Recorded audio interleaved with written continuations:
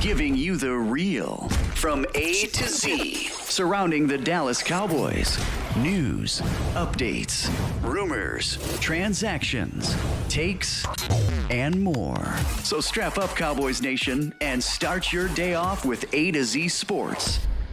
Live with Will Steele. 3, 2, 1. Here we go.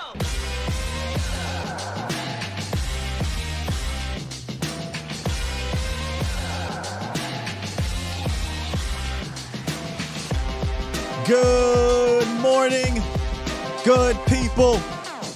Welcome to A to Z Sports Live, presented by the Cochran Firm in Boston Scientific, streaming live on YouTube and Facebook. And of course, I am your host, Will Skywalker. Still, boom! Welcome back, baby. The bye week is over. Got to get back into the saddle. Got two things coming out this bye week that I think can improve this team. We were quiet at the deadline, but you still can improve, right? So I got two different situations the Cowboys can employ that will allow them to improve. We'll jump into the film room to discuss one of them. And then, of course, there is no bye week without the Cowboys floating in the rumor mill. You know what I mean? Yeah. Odell Beckham, Cowboys interest, is it real? I'm going to discuss why it should be real. Plus, in the roundup, we're going to go around the league. Crazy weekend, NFL, man. This league is wide open. It's wide open, and I feel as good as any year about a possibility as long as the Cowboys continue to show improvement with the little tiny things, But they can make some improvements coming out this bye week that could put them up there for potential to do something special. All right. If you want to call in to the show, you can. 351-999-3787 is the call-in line. Got a jam-packed show. We're going to try to get through it as fluently as possible. I'm on a little bit of a time crunch here, but a good show lined up for you guys. Shout out to the Bomb Squad in the building. Bomb Squad! Yes, indeed. Yes, indeed. Appreciate y'all for being here. How was your bye week?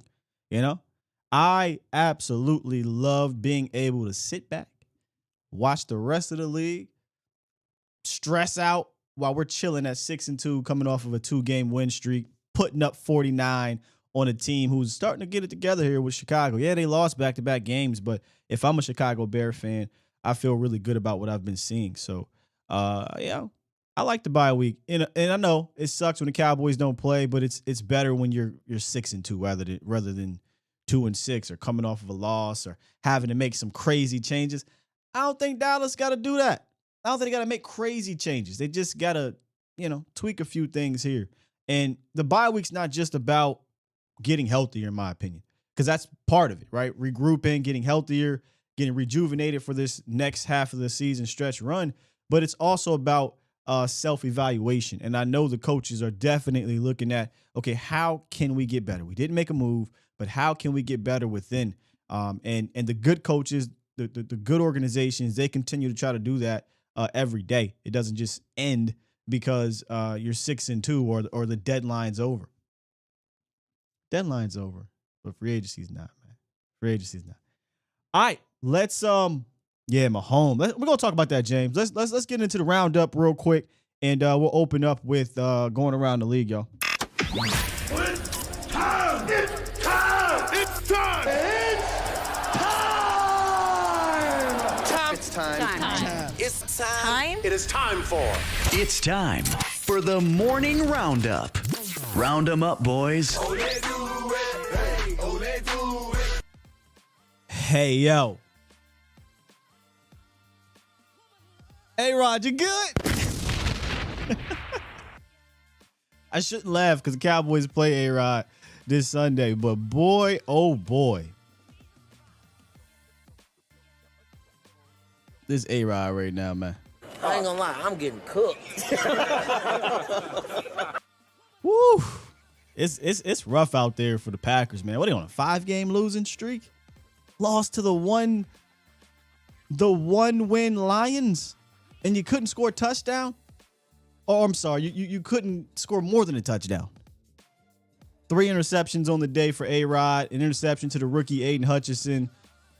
It's so funny because we came out of our game against the Lions and we're like, man, the first game back for Dak Prescott. We're screaming at the top of our lungs. Well, not we. I say we because of Cowboys, but scream at the top of our lungs. Offense stinks. Aaron Rodgers throws 3 interceptions against that same defense and loses. All right, on a serious note, though, and we'll talk about this throughout the rest of the week. They lost a lot of players coming out of that game. A lot of important players, Cowboys Nation. Keep your eye on. Rashawn Gary, that's huge. Aaron Jones, that's huge. Bakhtiari. I mean, these are guys who are either on crutches or in a boot. Christian Watson. They could be coming in here banged up against the Cowboys. But that's something we'll talk about later. I had to start off with A-Rod and the Packers, man. They are... Whew. Around the league, though, some good games. Jets, do you call it an upset? I mean, technically they were not favored, so yeah, it's an upset. But the Jets, man, a feisty bunch. They beat the Bills 20-17. That was an entertaining game to watch, just because it was good football, good defense. Robert Saleh has those boys playing some good ball, playing some hard ball. Sauce Gardner is as advertised as a defensive player, man. Just unbelievable young rookie there. Josh Allen, I was tweeting this out throughout the day. I mean, he's one of the most strangest high-end players in the league. Seriously, he's so good, but he does so many bad, boneheaded things. For a dude who has something like, I don't know, what he got, 17 touchdowns or something like that, he has over 10 turnovers. 10 turnovers plus whatever it is. You just can't have that from a high-end quarterback unless you're going to be something like 50 touchdowns, 10 turnovers, and that's a different story.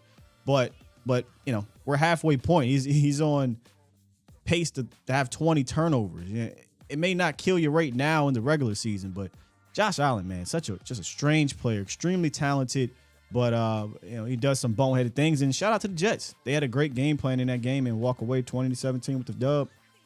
The Washington football people take a L. Shout out to John Ridgeway, baby. John Ridgeway still getting checks from the Cowboys. Probably we talking about Scott. John Ridgeway had a boneheaded play on a field goal that if he wouldn't have did that, they would have got the ball back. Instead, personal foul sets the Vikings up first down, and they just eventually win the game. So shout out to John Ridgeway. Thank you, sir. How about those Seahawks? Listen, they're going to probably make the playoffs. That's an interesting bunch right there, man. That's an efficient group. They're playing good ball. Geno Smith looks like an entirely different quarterback.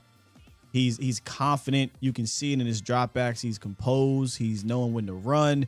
He's accurate. It seems like he's been in that offense for a decade.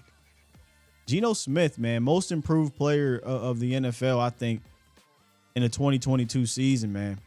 That's not going to be an easy out for any team. That team is going to play its ass off. And they can run the ball. Kenneth Walker, come on, man. It's a good team, man. Shout out to the Seahawks. Rams Bucks was a snooze fest until the last 5 minutes of the game. They had, the Rams, that is, had every opportunity to win that game. They made 2 great stops at the end of the game to get the ball back. One was a goal-to-goal situation after, I think, a couple penalties. And then with an opportunity to get 1 first down and end the game, they get scared. It's still Tom Brady. Like Tom is not the same Tom. We understand it, right? Like Tom Brady is a little bit shot, just a little bit. Maybe not as shot as Aaron Rodgers, but he ain't there this year. I think he's ready to go. But you just gave him a shot in the arm, man. You gave him the ball back with about a minute left, and you only needed to get in striking distance, and boom, boom, boom, 55 yards or something like 28 seconds with that off coverage. We talked about playing the Rams earlier this year. They play a ton of off coverage for whatever reason. And they just bing, bing, bing, get down the field, touchdown. They take the lead, ball game. I don't think either one of these teams are going to. Well, I shouldn't. Let me slow down here, man. Because Tom Brady in the playoffs can do some Tom Brady things, but I still don't think Tom Brady in the playoffs. Let me just shut up, man, because this still is a wide open league. I mean, you saw Tom Brady at that interview press conference. Man, that was fun. No, we don't want Tom Brady having fun. Let's put his ass back in the dirt. And then the final game of the evening yesterday, Titans-Chiefs. Weird freaking game. Pat Mahomes threw for 68 attempts and had 1 touchdown. What? Listen, the Titans game is going to be a brawl, an absolute brawl. I think if I'm the Titans, I walk away from that game feeling good. Willis is just not ready to throw the ball around the park just yet, and he didn't really do that. Obviously, nobody from a receiver standpoint caught the rock. Their defense played outstanding football. It was a tough game for them boys, but lost in overtime on the road to the Chiefs. They probably will take that without their starting quarterback. Tannehill is better than Willis. It is what it is. So it'll be interesting to see where the Cowboys and the Titans match up at the end of the season. That's going to be I think it's going to be a back alley brawl. I truly do. With that said, Dr. Jerry spoke last week at the end of the week about a potential return for Ezekiel. Not even potential. He flat out came on the radio and said, I expect Ezekiel Elliott to return. So there's Dr. Jerry's update on Zeke. You'll get Zeke and Tony Pollard duo back again on the road in Lambeau. And again, I know we're making fun of the Packers losing to the Detroit Lions, but I'd like to have Ezekiel Elliott and Tony Pollard together going up to Lambeau against a team that's likely going to play desperate. A lot of talent on that defense, so I want as much talent as possible offensively. So we'll keep an eye out on that. I'm pretty sure we'll get a practice report on Wednesday, but it looks like Zeke will be back. And then finally, all the rumors and reports came out this Sunday about the receiver position for the Cowboys. Listen, if you've been tuning into this show, we talked about these things, 2 weeks ago. Specifically, one of them, Jerry Jeudy. There was reports that came out that the Cowboys were in trade talks with Jerry Jeudy, and we had first brought this up a couple weeks ago on the show that they had shown some interest. They actually reached out to Denver about 2 weeks before the deadline was even out, and the price, or 2 weeks prior to the deadline, and the price was just too high at the time. I'm pretty sure they spun the block, came back around, and it was still too high.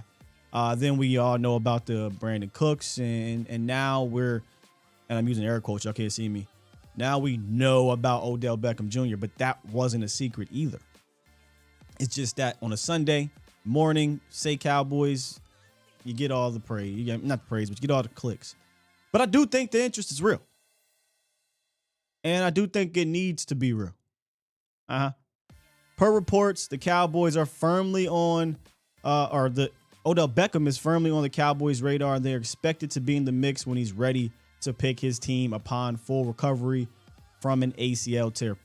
Per Joe Glazer, Beckham is to be fully cleared by the end of the week. And then the big one here that's probably going to have the Cowboy fans rolling their eyes because you don't get in these. And then there is expected to be a bidding war for one Odell Beckham Jr., Cowboys Nation. A bidding war for Odell. How we feeling about that one there? Huh? Simple question before I go in on my Odell situation. Would you welcome Odell Beckham Jr. on this team? We probably talked about this a few weeks ago, but I will do it again. Yes or no? Would you sign, let me say, whatever, Odell Beckham on this team? Whether you believe the Cowboys will not get him or because we do this every year, right? With players that are interested in things like that, and usually doesn't happen. But would you do it? Now, we're not going to talk about what the Cowboys do it. Would you do it? I'll read some of the comments here. And I'll tell you why. I think they should. Yeah, bidding war, right? Exactly. Yes. But I would love to have them only if the price is right.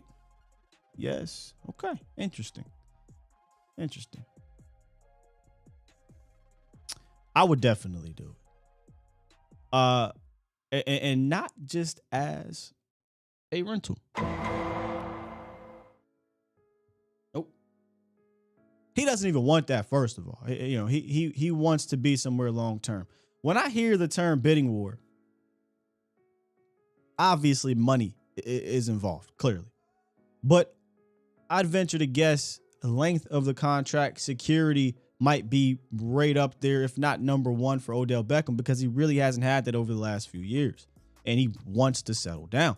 Beckham I can't wait to see this full interview on the Complex, but he sat down with the Complex, and there was a quote that he had. It said, whether it's Buffalo, Green Bay calling the Cowboys, or reunion with the Giants, I want to call this place home.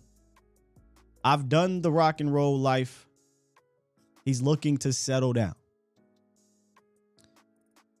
We obviously don't know the full spectrum of what Odell Beckham is from a maturity standpoint, but just that clip, I can listen to how he's speaking, and I think he's having that kind of hype, man. Listen, I've done all the fun stuff. I've had my fun as a young kid, the rock and roll lifestyle. I'm looking to I want to put some roots somewhere. So I do think he's serious about I do have the phone lines open. I sure don't. Oh yeah, I do. I think he's serious about settling down and wanting to be somewhere. I actually think that might be number one on his list. I mean, he's got the Super Bowl. It's not like he hasn't been paid money. Obviously, you want the money to match as well. You don't want to play for pennies. But I don't think you're looking at a guy that's going to cost you $20 million a year. I don't think that's what's going to happen here. So I would extend a potential multi-year deal to him. And here's why, Cowboys Nation. If you sign him to more than just a 1-year deal, you not only can prep him for now, but you can prep him and ramp him up, right, for the long term. So you're not really having to rush your ramp up for Odell Beckham if you're looking at him as a long-term guy. When I say long-term, I mean more than 1 year, more than 8 games, more than 5 games, more than 4 games, whatever it may be, more than a playoff run, right? And when you look at these type of deals, we're talking about funny money. We're not talking about, oh my God, you're going to pay him $60 million guaranteed. Nah, it's not going to happen. You're talking about, hey, here's 3 years, X amount of dollars, but that X amount of dollars is not really what he's going to get. But the length of the contract gives him some security. Maybe you get a void year on a 3-year deal. Maybe you can get out of it after 2 years, after next year, whatever. You can protect yourself within that long-term contract, right? Also, I think this is something that can have an effect on you next year. I know we don't want to talk about next year. We're talking about trying to win the season this year. But if you're looking at a multi-year deal for Odell Beckham, you're looking at more than this year, right? If you look at next year, a couple things. The free agent market for wide receivers. Let's take a look. It's not that great. And let's be honest, y'all. The Cowboys have shown that they are in the market for a wide receiver. There's no doubt about it. You can't lie about that. They've reached out to multiple teams. There's real interest in Odell. They are interested in helping out this wide receiver core. And guess what? Next year, your wide receiver core is going to look very similar. Minus a Noah Brown, unless you want to bring him back. But when I look at, so if I believe that they're interested in the trade department, why wouldn't they be interested in the free agency? Obviously, money matters. And there may be a handful of guys on here that'll cost you a lot of money because of the seasons they're having. Juju Smith-Schuster may cost a lot because he's going to finish with a good year. Marquise Goodwin, not Marquise Goodwin, but McCole Hardman, if he finishes with a good year, he may cost a little bit more. But you look at this list, it's not impressive. Sure, you can sign one of them. Sure.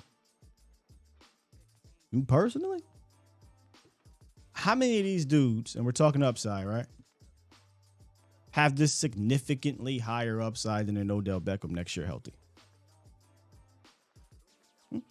You go into a full off season for Odell, which would be his first full off season in like 4 or 5 years, with Michael Gallup healthy, Odell healthy, CD Lamb, your third round pick in Jalen Tolbert. You can kind of ease along a little bit. I think your outlook on the position is you're feeling a little bit better, especially since you would have had Odell Beckham in house for half of a year, playoff run, and then now you give him a chance to get an offseason under your offense, get an offseason with Dak Prescott. So I don't think it's so far-fetched to look at a multi-year deal for Odell Beckham. Money obviously matters. You're not talking about 3-year, $85 million, nothing crazy like that. Just something that you can manipulate. I also think it has an effect on CD Lamb. I think it would have an effect on CD Lamb. I think it would allow them to move CD Lamb inside where they are more comfortable. They're just more comfortable putting Lamb in the slot. Will that happen this year? Probably not, unless you're talking about end of the year playoffs, because he probably won't be back, or when I say be back, I mean Odell, and learning the offense for a few weeks, man, for about a month maybe. So you move CD Lamb inside. He's playing like 60% of the snaps right now. His rookie year, he played 90%. Last year, he was in and out of the slot because of the Michael Gallup injury, and then he got injured his damn self. I think they like him in there. He's 5th in the league right now with receptions out of the slot, and Odell will allow you to do that next year. He just would. So this isn't just about this year, although this year is what you want to do, right? You want to improve this year, and maybe you can improve towards the end of the year. But if you're signing a guy for multiple years, you're looking at this thing as a long-term situation. And I just think that he could help you long-term. When I say long-term, I mean more than 4 games, more than half a season next season. So I don't know. I think that this is something that they should seriously consider. It's something that the position is something they seriously considered opening or getting better at. So it is real that they look at this wide receiver room and they say, we're not satisfied. We want to add depth. We want to be better. And I look at not just the free agents for next year, but your room and the free agents that's currently out there now. I mean, how many of these players, health permitting, can you say the upside is greater? It's not like Odell didn't show you can come back and play. Odell showed you I can come back and play. Yeah, but Sky, he tore his ACL. He tore his ACL before. If there's anybody that knows how to come back from an ACL injury and what to deal with from a mental standpoint, it's Odell Beckham. Yeah. So I want to get y'all thoughts here. Let's hit the phone lines. Of course, the phone lines are presented by the Pulse Nation, presented by the Cochran Firm. Since 2005, our guys Brian Pope and Larry Taylor have been fighting and serving the DFW area community, and their attorneys have handled the most challenging civil cases involving personal injury, wrongful death, fraud, truck, automobile accidents, class action, and many, many more. If any of these things have happened to you or you need some legal advice, reach out to the Cochran Firm, 1-800-THE-FIRM, or schedule your free consultation today at CochranTexas.com. All right, let's get Los in the building. What's good, Los?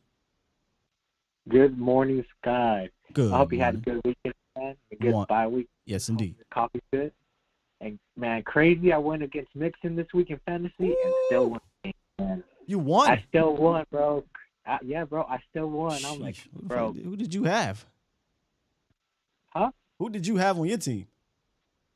I had Josh Allen, Kenneth Walker, Travis. I didn't score. Cooper Kupp. Yeah, so yeah, I caught up with the score. Yeah, you caught up. You made up for it. Yeah, so, hey, my thought on Beckham is probably, this is just between my personal opinion, I think it's either between Buffalo or Cowboys. And I think that's the best situation for him because if he heads towards Buffalo, that's a dynamic wide receiver core in itself. You got Davis, Beckham, and you got Diggs, right? And they don't have to rely on him too much. But if he heads over here, I think he will be heading here just because, Texas is, you can have all the money. They don't, no state taxes, all this. And the Dallas city life is, not all that bad. So if he really wants to make a place to home, I think Texas will be likely, his destination. But will Catboy pay for him? That's the question. That's the question. I was talking to Professor O yesterday, and I said, it'll be up to Steven willing to take a gamble. And if I'm being honest with you, I don't even think this gamble is that detrimental because you're not losing a draft piece. You're not trading away a player, and you can control the contract in the sense of, I'll come up on a little bit on the money here, but I can get out of this thing in year 2 or year 3 or whatever it may be. If it doesn't work out, right? If there is an issue or we're not happy with the production, I think it's obviously a gamble because it's something they don't like to do. But at some point, you've got to gamble at some damn point. And this is, to me, is not even a big one. Exactly, Scott. And I think another reason you should sign Beckham is because signing Beckham is going to elevate Gallup, Like, Gallup is going to have more one-on-one recruit. Basically, he will elevate the play of CD. I would say CD, yeah. I think Gallup is getting enough one-on-ones, but. Yeah, so it's just, I think he basically will elevate everyone offensively, so to say, because if you focus on Beckham, you're going to leave CD. If you focus on CD, you're going to leave, Beckham. So I think you need offensive help, especially wide receiver, because let's not say his name because you're going to give me that Undertaker thing. But, yeah, ever since you let him go, man, you got to make up for it. Well, they understand they messed it up there. Go ahead. Yeah, and to close, Sky, there's this guy on YouTube, if you want to look him up later after the show. His name is Brett Coleman, and his video is called The Packers Are Broken. There's this guy on YouTube. Yeah, Brett Coleman, yeah, we all know who he is. Yeah. So the Packers are broken. If you look at that video, I'm not trying to look too ahead, but, man, if Cowboys can figure this out defensively, I don't even want to call this a trap game. We have to put Rodgers to the retirement home. Can we stop with the trap? Yeah, because most people are calling it a trap game, and I'm just to the opinion. Yeah, Dallas had 3 trap games in a row. Stop with that. Not you, but just people. Stop it. Yeah, and the Packers lost to the worst defensive, team and just put up 9 points. They're gonna have nightmares about us, bro. That's all I have to say, Sky. Peace. Salute. Yeah, I tweeted out during that game, I don't see this Packers offense figuring it out in a week. Like, they got to prep for the Cowboys tomorrow. Well, they're prepping today, but, really prepping tomorrow and practicing Wednesday for what the Cowboys bring. So here's what they're going to have to do. They got to roll out this Cowboys defensive film after watching what the Lions did to them. You think they're going to be sleeping easy there?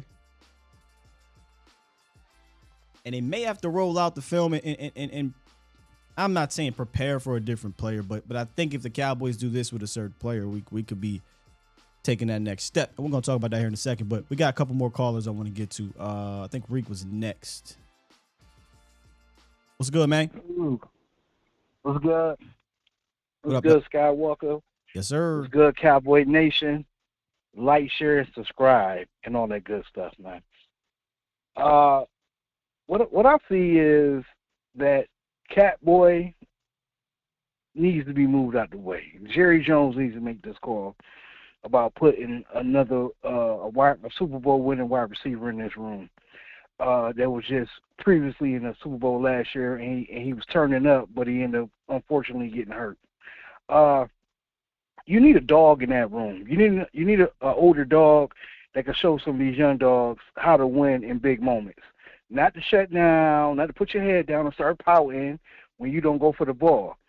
Odell don't been through all that. He can teach CD Lamb some things about the league. You know what I mean? Give him some maturity because as far as on the field anyway. And this because they kind of took away. I know a lot of y'all probably sitting here listening to him talk about maturity and all that stuff with Odell and like rolling your eyes because it does sound funny. He's probably not the guy you want to learn from for maturity because we're talking about a guy who's been immature most of his career on the field and off the field. Let's be completely honest. I think where you would reach out to Odell in the sense of, NFL stuff is literally just on the field, X's and O's, pointers, things like that. I'm not saying that Odell hasn't matured because it sounds like, he has. And honestly, let's be completely honest. One of the things you could also say is, hey, man, you're not going to say it to him, but hopefully Odell does this. Hey, this is what I did wrong. This is what I did wrong in my time in the NFL, or this is what I did wrong on the field when I wasn't getting the ball, or when I dropped the pass, or when I yada, yada, yada. I think it'll be up to Odell to take that next step of maturity that we don't know just yet because he's not here, right? And last year he got into the team in the middle of the season and kind of just kept quiet, did his thing, and he was a good for that locker room, but we don't know that part of Odell just quite yet. We can hope and assume, and that's what we're going to have to do. But when you say, learn from Odell about maturity, I don't know if that's fair to say just yet because we don't know if Odell has taken that next step on the field as a leader in regards to maturity. We don't know that just quite yet, Reed. Well, I look at it like this, bro. The dude came from New York, the Giants, the big lights. Then he got sent to NFL Siberia with the Browns, with a bum quarterback. And he had to be over there for a couple of years. He had to go through that drama. Then the man come from the ashes and goes back into the light. He knows something about being down and out and going and getting over the hump. Sure. That's the same thing, because you got to think about it. The same thing that Odell went through over there in Cleveland, that's what Amari Cooper is going through right now this year. No, so I think Odell know a little bit about that. You know what I'm saying? It's not. So he's not going through the same thing, bro. Not even close. Well, he had a I'm quarterback. saying like He's not going through the same thing. I wouldn't compare them. The reason I say they're going through the same thing is they had two organizations that sent them to NFL Siberia, the Cowboys and the Giants, on both of their wide receivers to while they were still good to the NFL Siberia. So that's what I'm saying. And the thing is, I think we need another dog in here, and I think that Odell did get a little bit of maturity, got humbled. He was humbled being in Cleveland and going over there to the Rams and winning the Super Bowl. I'm pretty sure opened him up like, dang, you know what I'm saying? He changed his mindset because you can see it in this play. But I think CD Lamb needs a bigger brother. You know what I'm saying? He needs another partner in crime, somebody that can understand what he's going through right now, and that might can help him on the field see certain things, a way of getting, see certain things to help him on the field when he's out there. That's the only reason I would want him. Yeah, that's the reason I want him. You know what I mean? And that's what I mean by maturity. He can see things that CD can't see because he knows CD has all the potential in the world to do big things. Why not put another a superstar wide receiver that knows something about that next to him? That could be like, don't CD, you got to push yourself. That goes back to what we said in the offseason when they let go of Amari Cooper and didn't replace him with that type of guy. You're asking a dude 3 years into the league who, he hasn't seen everything, man, to be not number one in the sense of, I'm just number one receiver getting targets, but number one in that locker room. He wasn't that guy. He leaned on Amari Cooper. Now that's vacant. Can Odell come in and be that, replace that aspect of it? I do think he can do that because strictly on the field, like you said, what he's seen, Odell's been there. He's been the number one. He can help you with on the field X's and O's, little tidbits that Amari Cooper did. People forget that, man. They completely forget the relationship that Coop and CeeDee Lamb had. And I'm not saying he's going to replace it completely, but it's a guy that won the Super Bowl. So, I would definitely bring him in. He can help, man. Yeah. Put all the help you need in that organization, in that locker room, because we're going for the push now. Playtime's over with. We got to go. You know what I mean? It's time to go now. Ain't no more bye week. Ain't none of that. We got to go. Let's go get this 6. Stephen Jones, Jerry Jones, stop playing. Put all the talent on your team, and let's go, man. All right, Cowboy Nation. Peace, guys. All right, brother. Let's get JR real quick, and 920. Then we're going to hit the next segment. What's good, JR? What's good, baby? Man, I don't know what I can't tell when we ain't got football in the week. You know what I'm saying? Shoot, I feel like my life off. You know what I'm talking about? I've been asleep all weekend. I'm back up. I'm ready for some Cowboy football, baby. Let's go. You know what I'm saying? Real quick on this whole Green Bay Packers thing. It ain't enough blue chew in all of Green Bay to get them up for this game. We could have run over and through them boys. You know what I'm saying? Shoot, man, we ain't worry about that game. Now concerning Odell, these are the couple of things that I want to say. I'm gonna make them real quick. All right. When does CD get paid? When is CD next contract negotiation up? When does he get paid, or when is his contract? He can do a 5th-year option. You got 2 more seasons with CD Lamb. 2 more seasons, okay. Odell looking for something a little bit more stable, concrete. If we bring in Odell balls out, matches the numbers and production of CD, that's going to hurt CD's contract negotiations. Why are we worried about his contract? Why are we worried about CD's contract negotiations? Are you CD's agent? Because, but here's the reason why. Because if that's long term coming up in a couple of years, that affects the chemistry of the room now if an Odell comes in.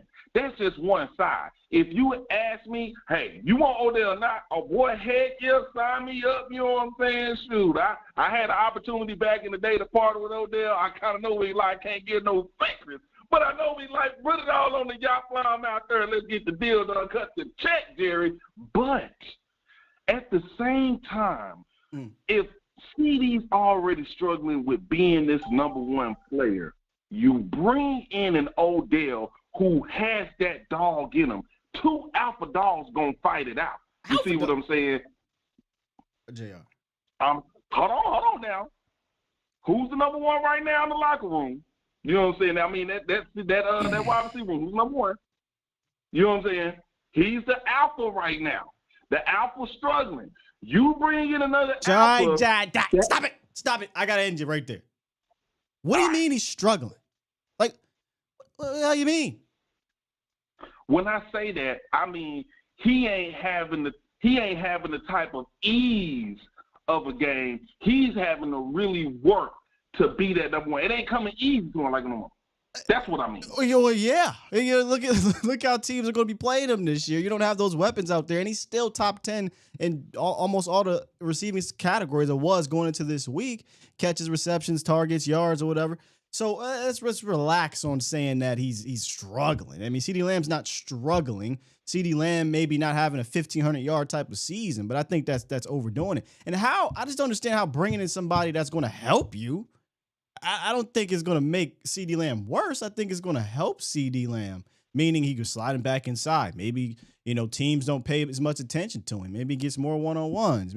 We've seen CeeDee Lamb operate in a 3-man wide receiving group and be ultra successful. I just find it hard to believe that adding Beckham is going to be a negative impact on CD. Why?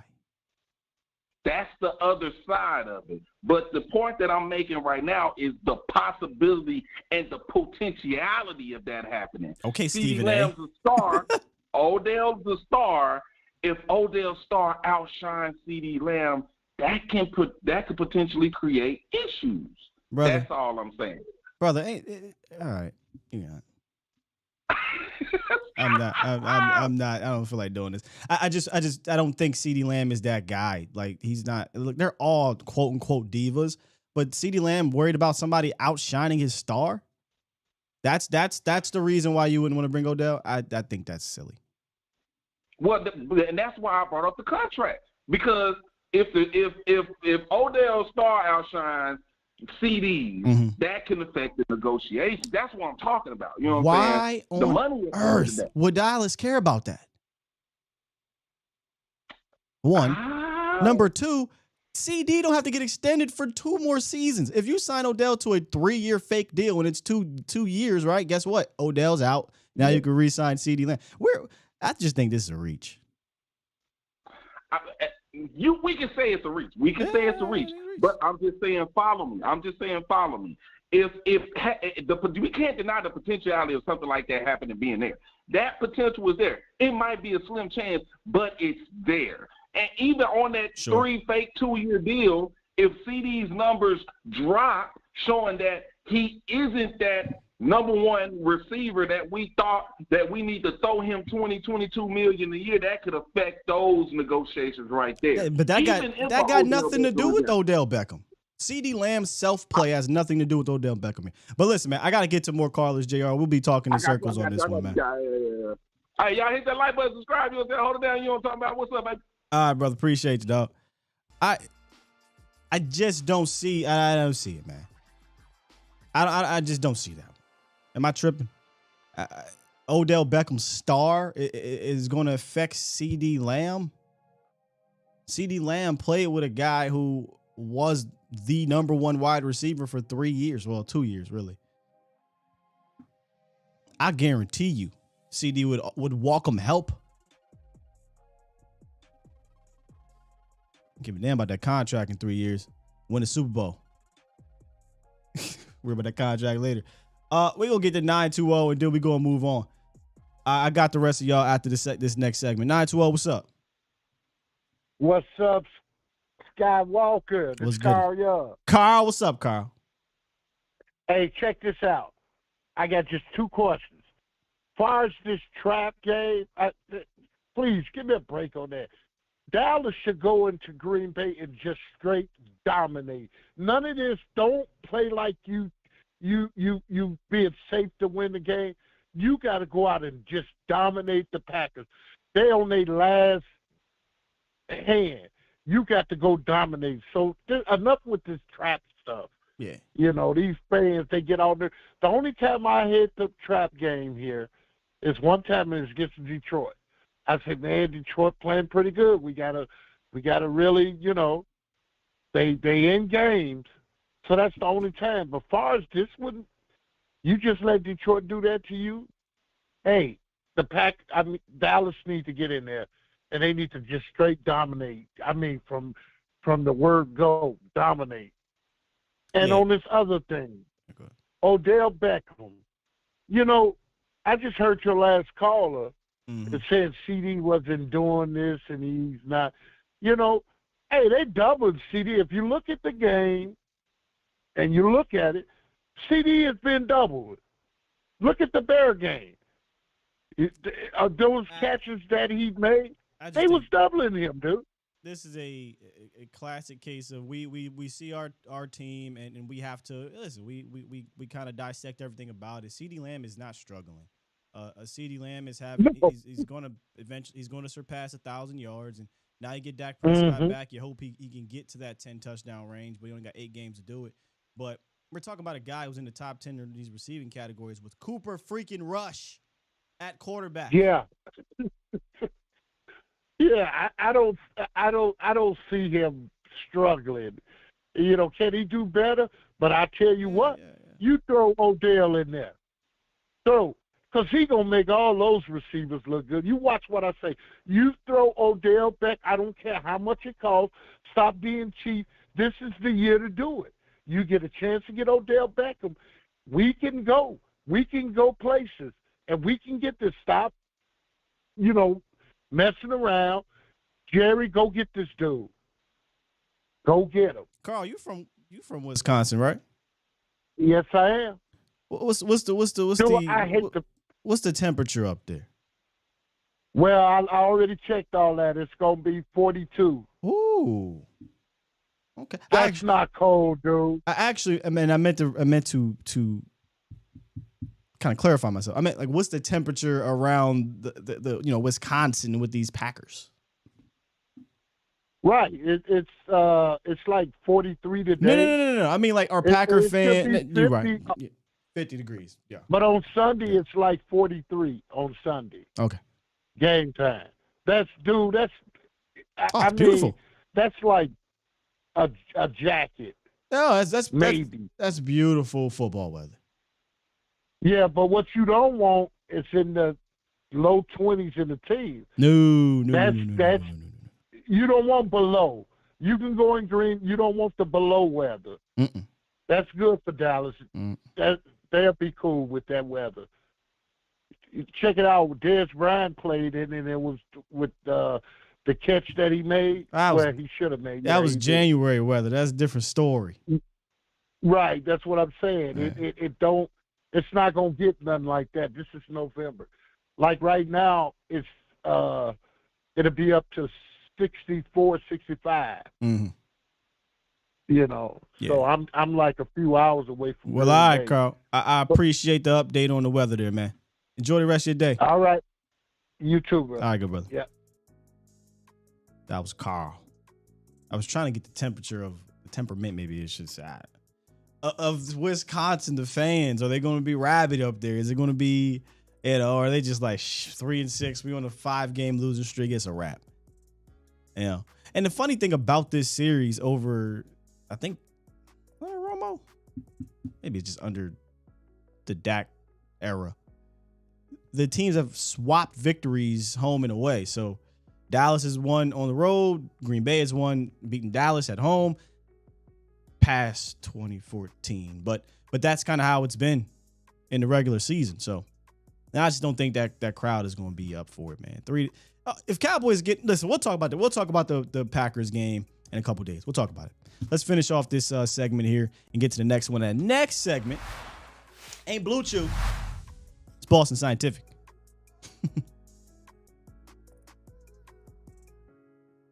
In the U.S., more than 39 million men suffer from ED. Boston Scientific created edcure.org to help you find your best cure. To get started, go to edcure.org to take a quiz and learn your severity or risk of ED. If you have a condition that puts you at a higher risk, you'll find customized content. The fastest way to find your best cure is to contact an ED specialist by browsing a list of experienced physicians in your area. Visit edcure.org, brought to you by Boston Scientific. You're listening to A to Z Sports. Do it live! At some point, hoping to broadcast In front of the millions of Cowboys fans to bring you the real. But for now, strap up and here's your host, Skywalker Steele. I'm Luke Skywalker. I'm here to rescue you. We'll do it live. Y'all know it's a dub now, right? Y'all know it's a dub. I done showed my doppelganger. We 6-0. I swear to God, if we don't lose with this thing up here, we got to keep track of this, y'all. Who we got there? You got the Packers. Ooh, the Vikings. That'll be good. That'll be a good litmus. I mean, the Vikings are 7-1. They playing well, but Shaq, I mean, I ain't really scared of y'all. But salute to them. They got my guy Zadarius Smith. I wanted Zadarius so bad, man. He's out there balling over there in Minnesota, man. But let me get back to doing what I do. 1 week at a time. We'll talk about the Packers. Before, though, we talk about the Packers, Cowboys Nation, the meat and potatoes of today's show is supposed to be about tweaking the Cowboys out of the bye.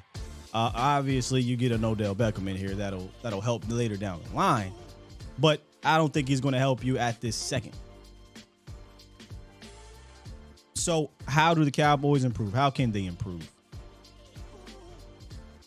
I talked about this on the roundtable. If you guys missed that, go check that out. But I want to dive into it a little bit more about a way to potentially improve the Cowboys offensively. And we'll get the defense in a second. Offensively. And for me, you're not adding a receiver, right? We're seeing these guys. We're seeing Kellen Moore and Mike McCarthy tweak the offense a little bit to deal with not having the explosiveness at wide receiver, not named Turpin. They could use Turpin more. All right, you could say, hey, Sky, use Turpin more. Sure. They can use Turpin more. But it looks like the way they want to use Turpin is in that Lucky Whitehead role. They're not going to use him downfield, et cetera, et cetera. That's fine. But he's only going to get you 6 to 8 snaps a game. You know a guy that's going to play more than that they can involve more, and you don't have to give him 25 carries? It's Tony Pollard. Well, Sky, you already said that. Sure, I did. But I'm talking about utilizing Tony Pollard in the backfield as a pass catcher. I'm not just talking about using Tony Pollard as a runner more. When you don't have that explosive weapon outside, right? You're not really stretching the defense from an individual standpoint. Meaning, I don't got a guy out there that's just going to run a 9 and run past everybody and not throw it. You hardly got a guy that defenses are going to be like, hey, I'm rolling all my coverage that way when he's out there. Now, that's no knock on CD. That's just the way it is right now with the offense. But I just think this part of Tony Pollard's game has been criminally underutilized. Criminally underutilized. And now I'm sad because Seth Wilson just popped on the screen. And I know the easy things will say, well, yeah, he played in Memphis as a slot. He did. That's number one. We know he can, I'm not saying put him out there as a slot receiver. I'm just saying get him involved catching the damn ball. We know he can do that. I would guarantee if he was with, a different OC over the last, few years, he'd be top 5 in receptions. Top 5 easily in receptions for running backs is what I'm getting at. And I don't know how many times I've said this on the show to you guys, the Alvin Kamara, Mark Ingram comparison. I think the one thing a lot of people miss when we make that comparison is that Kamara wasn't the leading, running type of guy. Yeah, he could run better than Ingram at that time, but when they were at their peak, it was what he did in the pass game department. Him being a mismatch against wide receiver or against linebackers, against safeties. I just think that they should get back to it. It never started, but they should kind of start that up with Tony Pollard, man. It could be an extension to your run game if you want it to be, or you can get him involved down the field on some of these linebackers. And I just think you have a mismatch. So this is an easy in-house fix right here, right? All right. We don't have a ton of playmakers on the outside, right? We don't got a ton of guys that are going to be explosive, but we do got one in the backfield. And whether you want to call it politics or whatever, 21's going to still get his 15, 16, 17 touches, right?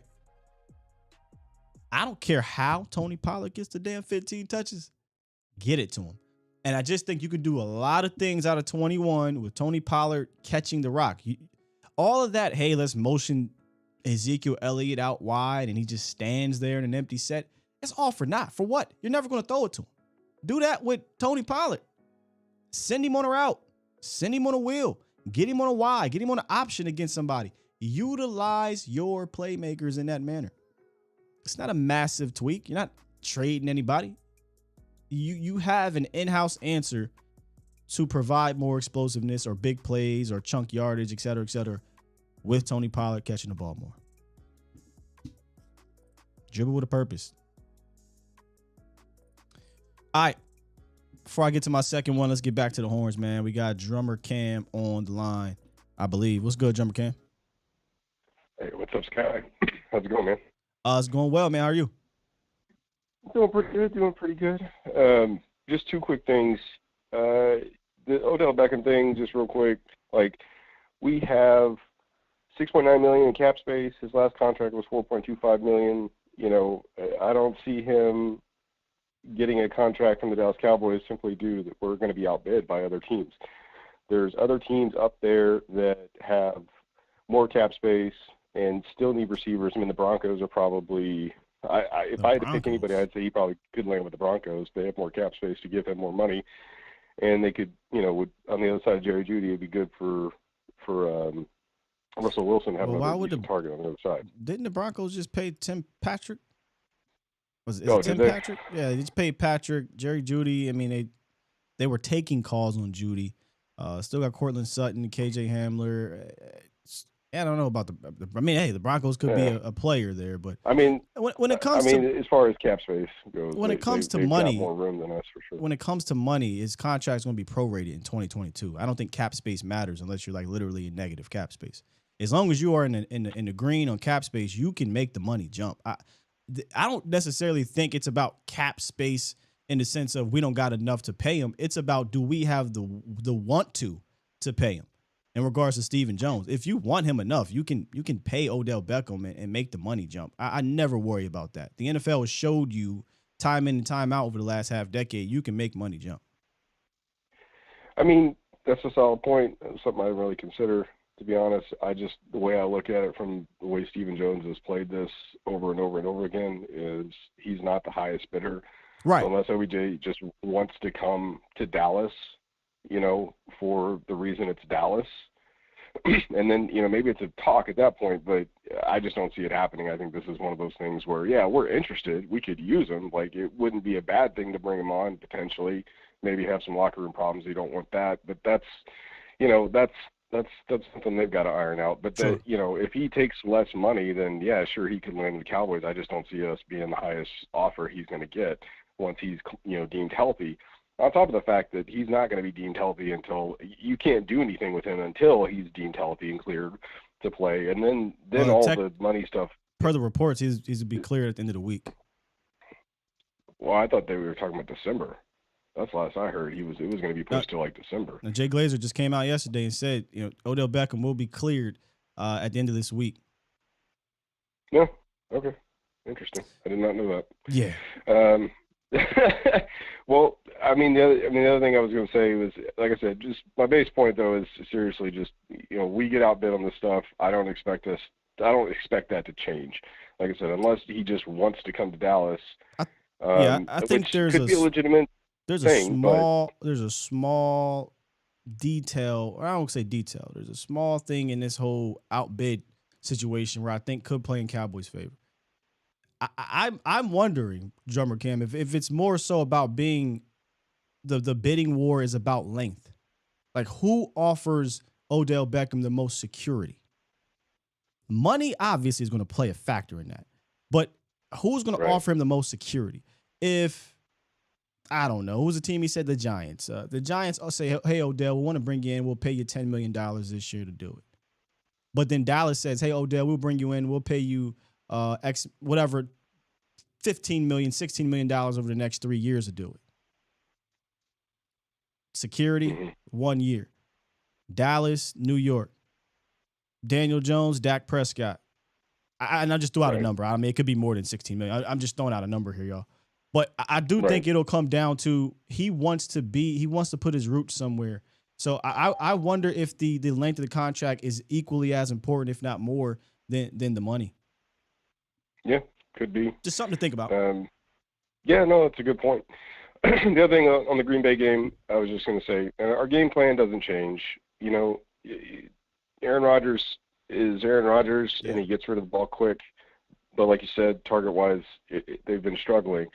So you really are just trying to, score an offense, force them into position to put you want Aaron Rodgers to have to throw the ball so your defense can pin the areas back and start coming after Aaron Rodgers because he is a statue like Tom Brady. So he's not going to move around as much. He moves, but he's not, he's not the Aaron Rodgers of old. So his mobility is not as high. He had a couple of scrambles yesterday. I was like, okay, let me put that in my notes. We still got to watch out for his legs. Yeah, a little bit. But I mean, I still don't think the game plan changes. I mean, you're trying to put your offense in a position to score. So this offense should be able to score. If we can win the time of possession, at least start looking at winning the time of possession in games. So our defense is out there so long, and put our defense in a position to actually pin the ears back. To me, that's the game plan. It still is a game plan for this team, just like the Lions. You want to go up, get them behind, put them in deficit, get them to try to abandon the run, and see what happens. All right, man. Appreciate the call, Jumper Cam. Take it easy. Yes, sir. Yeah, it's funny you said that because I was watching the Lions game. I'm like, oh, damn, Aaron Rodgers. He had a couple little runs yesterday. I think a 3rd and 17. He dipped off for a 20. I'm like, okay, well, he still got a little legs in him. All right. Put that in my notes. A little bit of legs in him. LG, man, long time no speak. What's good, L? What's going on, Scott, man? What's going on, man? What's up with you, man? How you feeling, man? How you been? Hey, man, I'm feeling good, man. Just been laying low, enjoying the 40th. I know we got the same birthday, so happy belated birthday, man. Wait a minute. We got the same birthday? October 26th, right? Yes, sir. I did not know that, man. Happy birthday, dog. Yes, sir. Yeah, happy birthday, Scott, man, and I hope you enjoyed your birthday as much as I did. I got a couple things, man. The first thing about Odell Beckham is I really think Odell Beckham is the perfect receiver for Dak. If you notice, when we got Amari Cooper wins on his routes real quick. That's something Dak, once he makes that read and he throws, he can throw it right there. That's the type of receiver he needs is a receiver that can win quick on the routes. Let me just say this. Every quarterback will love a guy that can win early in their routes. I mean, it's not just a Dak Prescott thing. But when you look at, and I noticed this last year, I don't notice it as much this year, but you notice it. If you are caught up in the muck, if you aren't getting off the line, you aren't winning right away, Dak not wasting time. I'm not wasting time with this read. I'm coming off of it. And one particular throw that happened was the play was designed to go to Noah Brown, I think, on a drag, but he kind of got caught up on a flat with the linebacker or corner or somebody. Dak came right off of that, and he got CeeDee Lamb with the next read. If you don't win early, it's a wrap, in my opinion. So that's a great point. Just wanted to point that out. Yes. And you see, he excelled when Amari got there, and it was just, I think that's what separated Amari from the rest of the receivers is that he won quick, and when he won quick, Dak hit him. So I think Odell, if he still has his quickness, I think that'll be a great addition for Dak. Great addition. Yeah.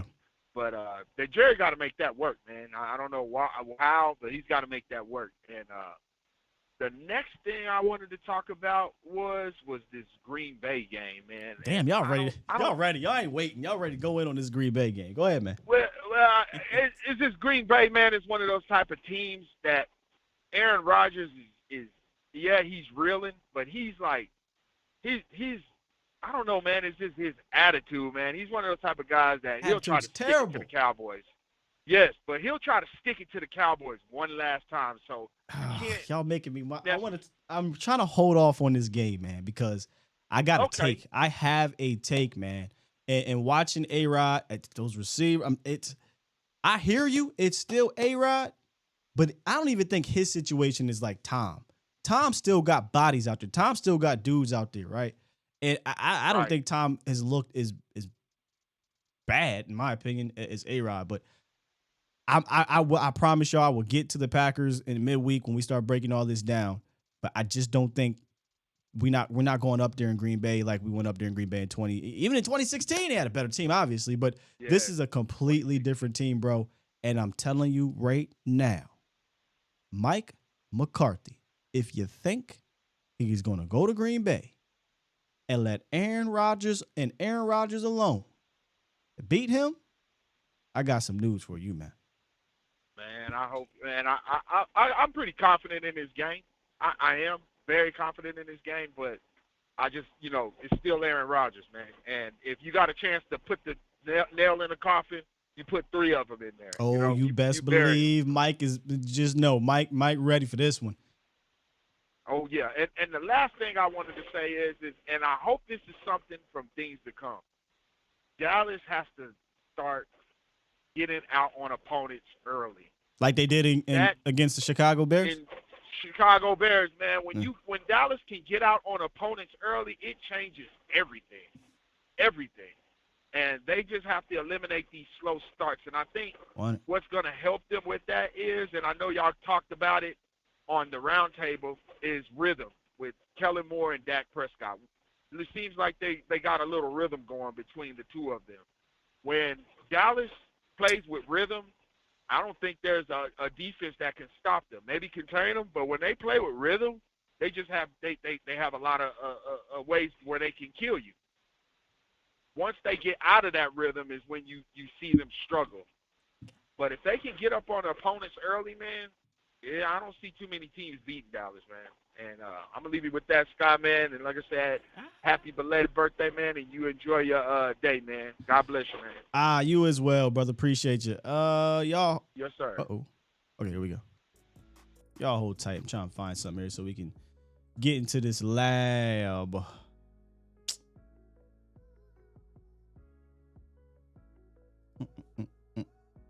Yeah, man. I'm just... I respect A-Rod. I respect the Packers or whatever like that. But I swear to God, we go up to Green Bay after everything that's happening. You know what? We ain't going to do it today. We ain't going to do it today. It's cool. It's cool. I'm not going to do that to y'all. All right. This next segment, which is the last part of the show, we're going to jump into this lab and we're going to talk about why I think the other tweak involves Damon Clark. I don't know how much more I can put this, man. And I said this on the roundtable. I may be jumping the gun here. I might be jumping the gun on Damon Clark off of one game. But I saw things in that game. I saw just natural ability in that game that at the very least, this man needs to play worked in, whatever you want to call it, with Anthony Barr or LVE, or Anthony Barr and LVE for all that I care about. I don't care which one it is. But I think both of these dudes need to be, or he needs to be involved for one of those dudes. His first game, he had 40 snaps, 5 tackles, and 2 stops, and that pressure that led to a sack, and we're going to break all of that down. I am just so surprised that he is ready to play right now, given his injury. And then from a mental standpoint, that game, he just looked so comfortable, even though there was uncomfortable situations for him because he didn't play yet.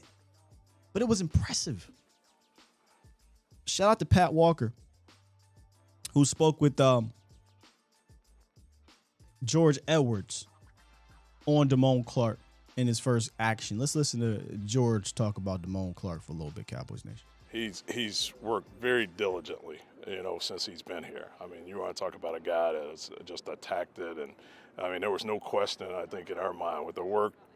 Credit to the trainers, the doctors, everybody involved in that process, and for him to be where he was mentally, to be able to come back out there when he started back practicing.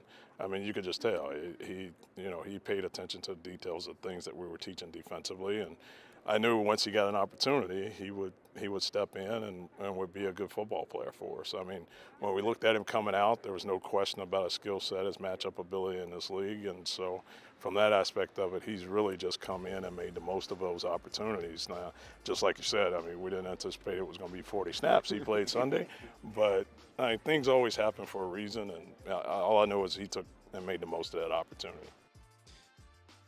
We talked about that last week, right? You hate for opportunities to come via injury, but when they do come, do you step up? Kelvin Joseph, it was only a few series or a few plays, whatever. Didn't happen. Not saying that would have made a difference, but I'm sure it would have made a difference from his confidence level. Going into this bye week, had he played up to a certain level, they might have said, hey, maybe we can make a change. But if they wanted to do that, Damon Clark got his opportunity. Damon Clark ain't messed that up. Sure didn't. So I just watched that tape, and I come away so impressed by, the things that he is, little things too. Like, we're going to look at some little things that Damon Clark does that stand out to me. I don't know if they'll stand out to you, but beyond his just natural athletic ability, that alone would allow me to make him, sub in for Anthony Barr or LVE or whomever to get more tick. That alone. But as we said before, they trust LVE, they trust Anthony Barr, and if you don't have it up here, Jalen Tolbert, maybe that's what's going on with Jabril Cox. They're not going to put you out there just yet.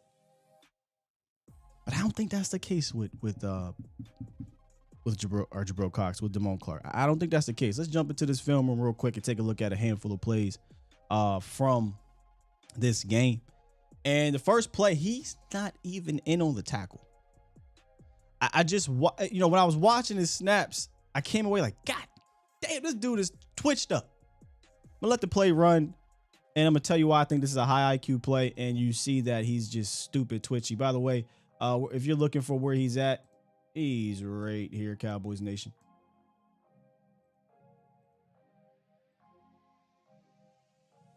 Now, this is the play that's going to go to the right side, but watch how fast he closes ground. Again, not a play he's involved in, but watch how fast he closes ground. The dude is ridiculously twitched up. And when you say, well, how is this a high IQ play? He's going to drop back in his zone. And immediately, when he sees these two release and the running back release, he's flying down the field. Now, I'm not saying that he would have made the play, but he damn sure would have made the running back have to redirect, and it would have been up to the rest of the guys to make the play. And then he finishes at the end, too, with a little push-off. Get the fuck off.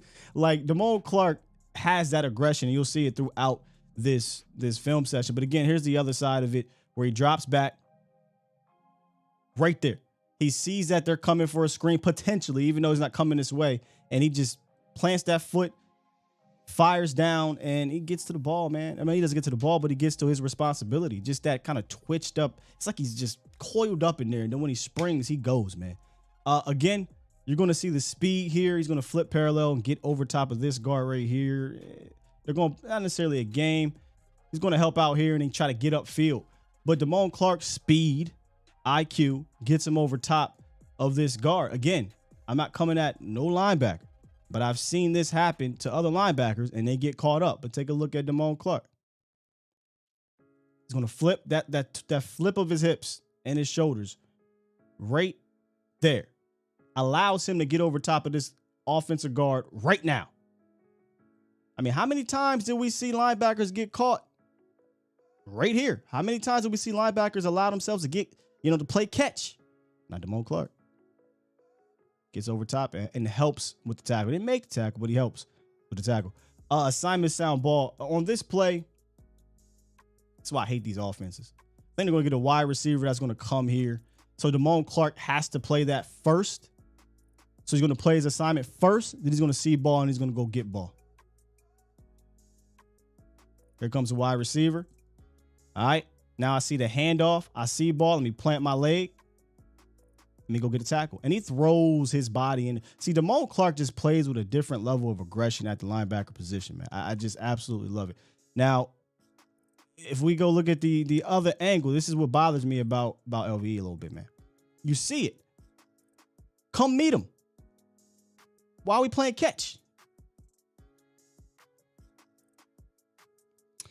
Another play that shows his aggression, man. He's just a downhill player. Damon Clark's right here behind this goal post. You can't see him.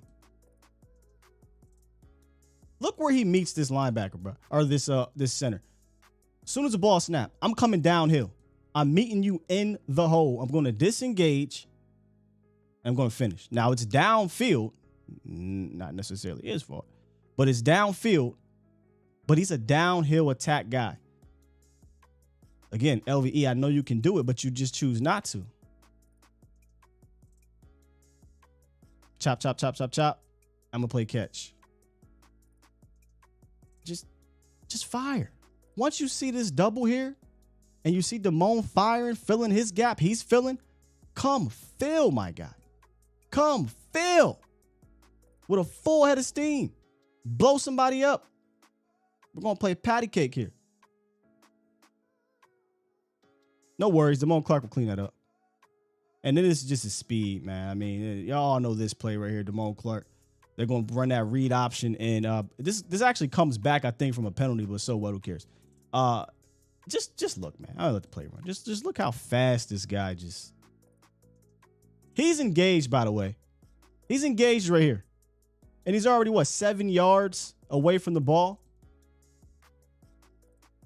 He ran something like 22 miles per hour to get down here.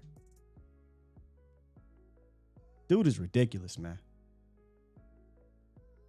And I just put speed, because this play didn't count, but you just see his speed right here on full display. And I think it's something that the Cowboys defense at the second level could use right now. Scrape, extend, and disengage. Just a regular linebacker stuff. But again, first game back. Here he is right here. First game back, scrapes. Extends the offensive guard, I think, or center here. Disengages and gets in on the tackle, man. I mean, again, one game, but you just see him kind of getting rid of guys at a level that should get you excited for his first snaps.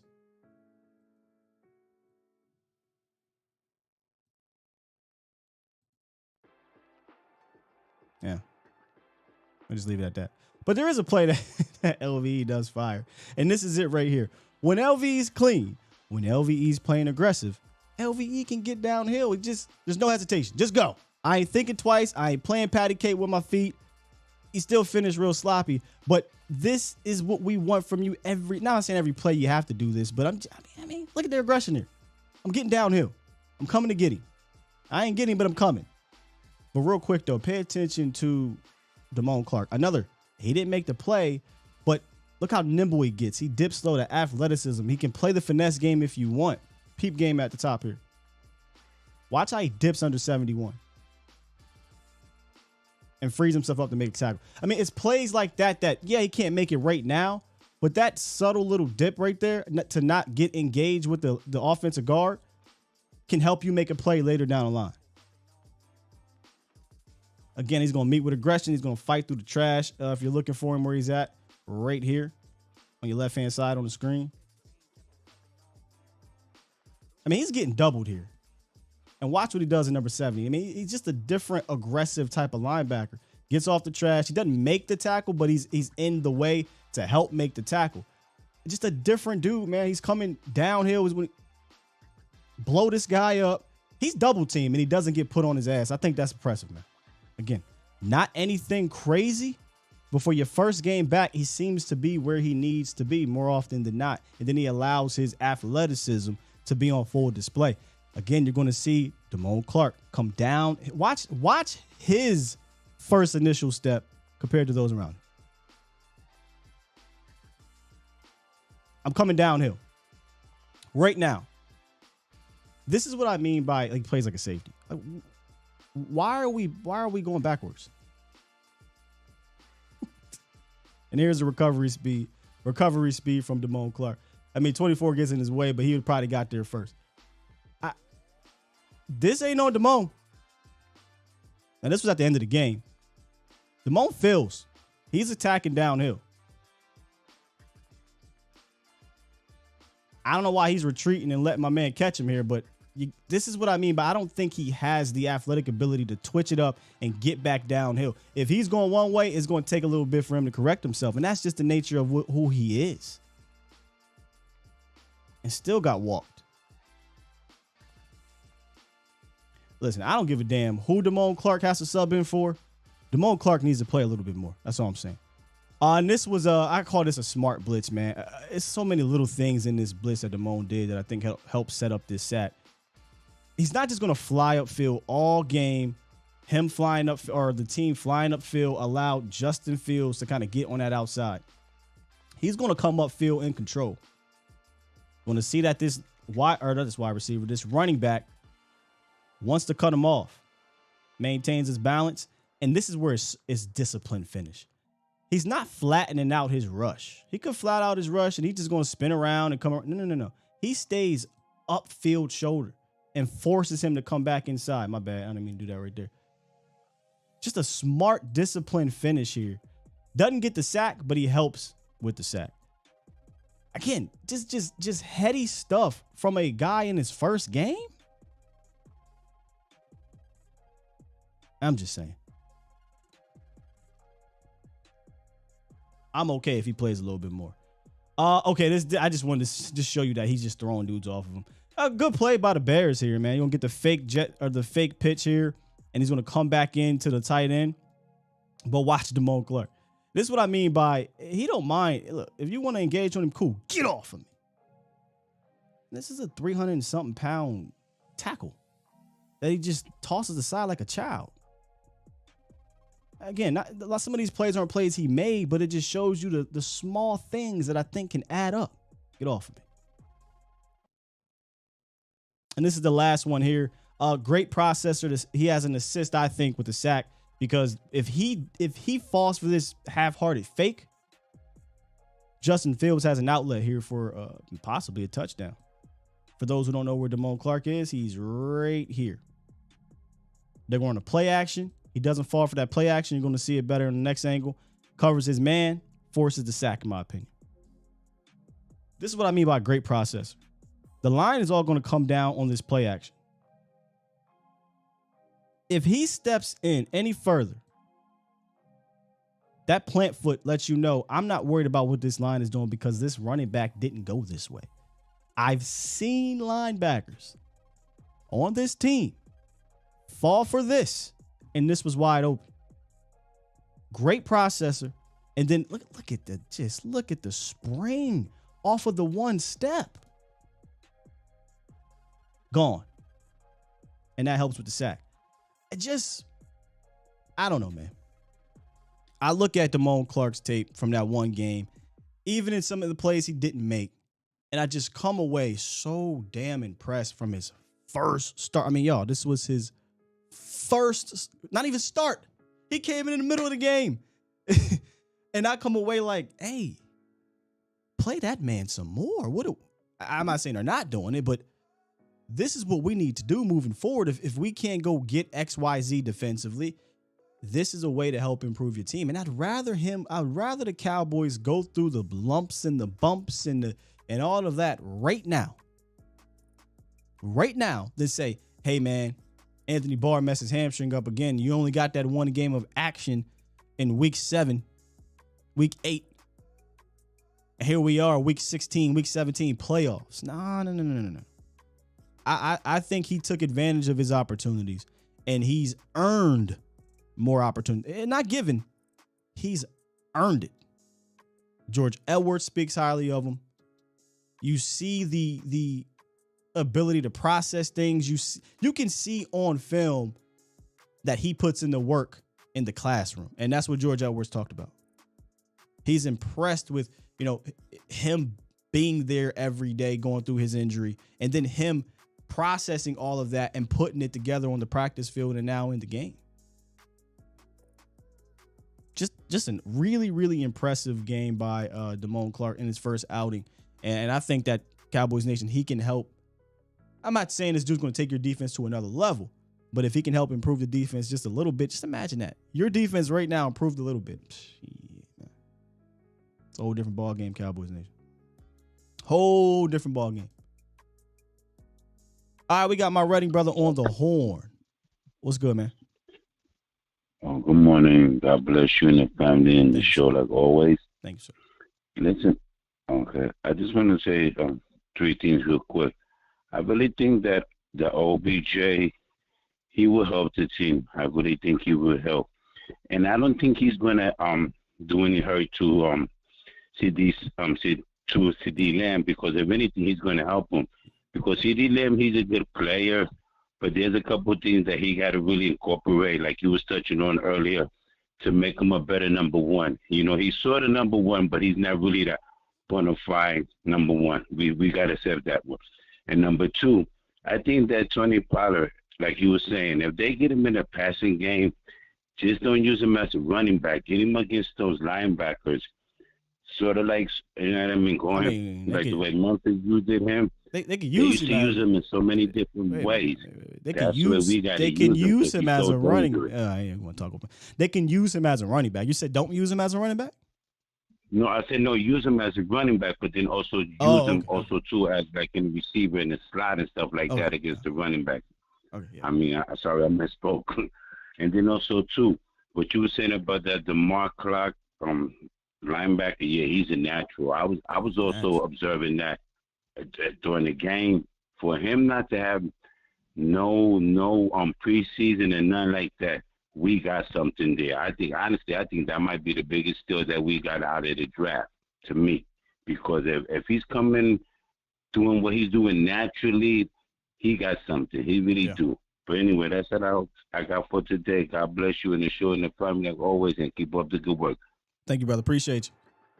Yeah, man. I think he's gonna be fun. There's a couple donations I missed today. Let me get to those. Let me get the heck up out of here. Super chat. Chris Rodriguez earlier said an 80% Odell Beckham Jr. is better than 100% Washington or Noah Brown. Ramp him up last month of the season, unleash him in the playoffs. He's damn sure. I'd imagine he'd be 100% at some point, but yeah, I think he's an upgrade over those 2 dudes. And then Common Sense Lab, appreciate you for the donation, sir. He says the Wolf Hunter plays like he's been neutered. And I promise you, I didn't put that together to try to come at LVE because, you had the forced fumble in that game. And he shot the gap in that one. But you do see the difference, and it's not just Damon Clark when he's next to him. You see that same thing with Barr. He just ain't as athletic as Damon. You see the same thing with Micah Parsons. Like, these guys have more of a linebacker mentality of, I'm coming forward and I'm coming with aggression. Not the case for him. And we'll leave it at that. I'm not going to keep sounding like a broken record. He is what he is. Is he a severe liability? Probably not.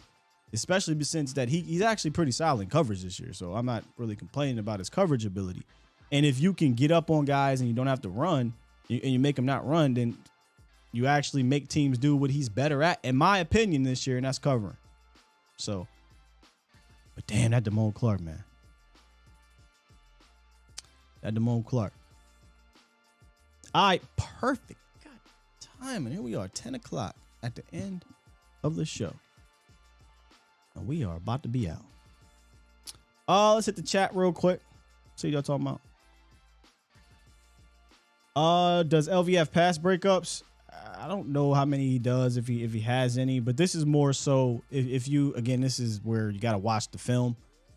LVE has been pretty solid in getting to his spots and carrying defenders down the seam and playing in his zone and things like that. He's been good at that. There's no doubt about it. If you're not seeing a bunch of pass breakups, it's probably because no one's throwing it, throwing seam shots where he has a chance to break it up or throwing it in the flat or et cetera, et cetera. But I think he's playing well in pass coverage. But if you're talking about like man and he's getting challenged, he really hasn't been challenged in that department. Take that, as you may, but probably a good thing. If teams aren't throwing at him a bunch, then he must be doing something right.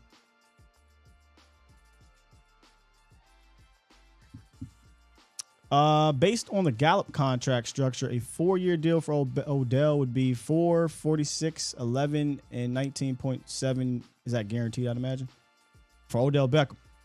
So Professor O is saying if the Gallup got what he got, this is potentially what Odell would get. All right. The NP said it's good to see good linebacker play and bad linebacker play.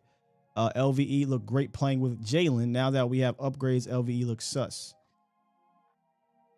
In 1 year, LVE had 1 year looking great playing with Jalen. Other than that, both of those dudes was an issue to me. And then he came on a little bit last year. And again, I'm not saying this to say LVE has been bad. I'm not trying to say that, but there are people putting on the cape for him like he out here. That play he made, that's what I asked for him. I know you're not going to do the things I like to see linebackers do from an aggressive standpoint, a physical standpoint, setting the tone, making plays. But if you ain't going to do that at the LOS, then you got to make the damn play after that. And that's what he did. He forced the fumble. So, if you're going to be out there, you got to do more of that, in my opinion. He's not a guy that can rush the passer that well. Not a guy that's going to defend and run that well. He's not aggressive coming down. So if you're going to drop back, if you're going to be play that 7-on-7 ball, then damn it, make some damn plays.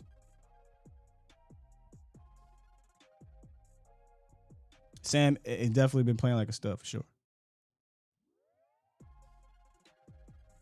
Jabril Cox they actually talked to George Edwards about that, and it just, if I had to guess, like I said earlier when I was breaking down Damon Clark, I'm guessing they just don't trust him up here. I don't think it's physical. I mean, he looked fine in the preseason physically to me. I just think they don't trust him, and I do think that they play different positions in regards to Damon Clark and Jabril Cox. Damon, you can play on that interior, on the inside, and we talked about this on the roundtable. We play our linebackers like 3-4 inside linebackers, not your traditional will backers, and I don't think that bodes well for Jabril. We want Jabril to be fly around guy, right? I likened it to when the Bucs were playing the Tampa 2 and they had Derek Brooks. Derek Brooks kept clean, allowed to fly around. That's what you want Jabril to do. These guys, these linebackers are going to have to deal with a lot more traffic on the interior from a linebacker standpoint.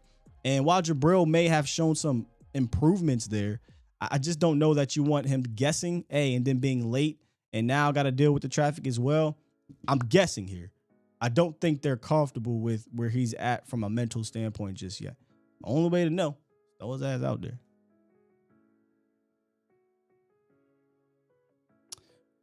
This game is for Big Mike, 100% Charlie G. I think, again, we'll talk about this. I don't know about tomorrow because I want to get back to our schedule. Wednesday, when we break down the Packers, Big Mike ain't playing, man.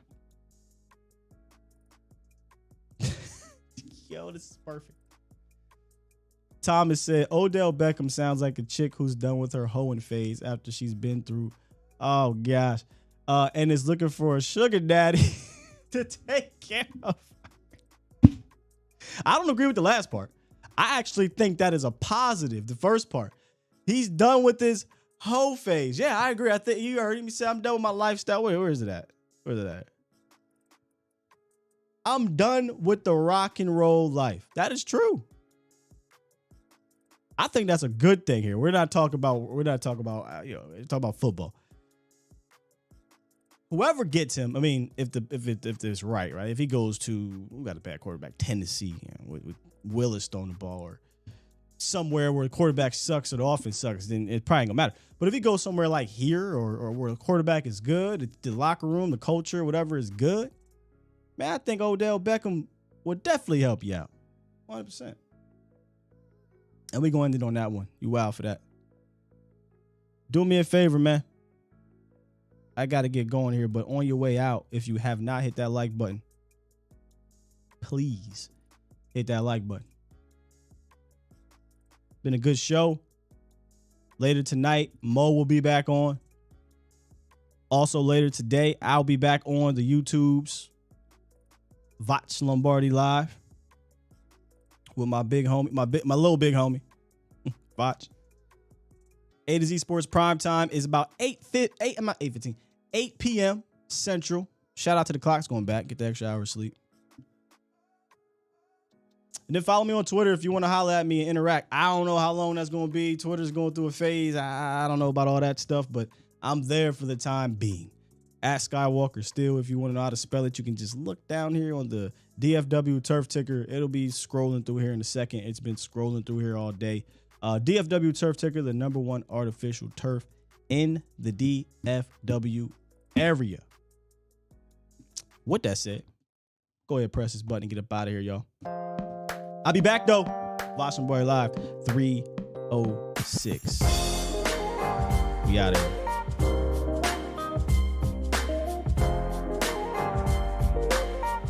Hit that like button, please. Come on back tomorrow about 8:30. Maybe we'll tease the Packers stuff. We'll start getting into the Packers stuff. We'll see. Be out of here. Love y'all. Peace.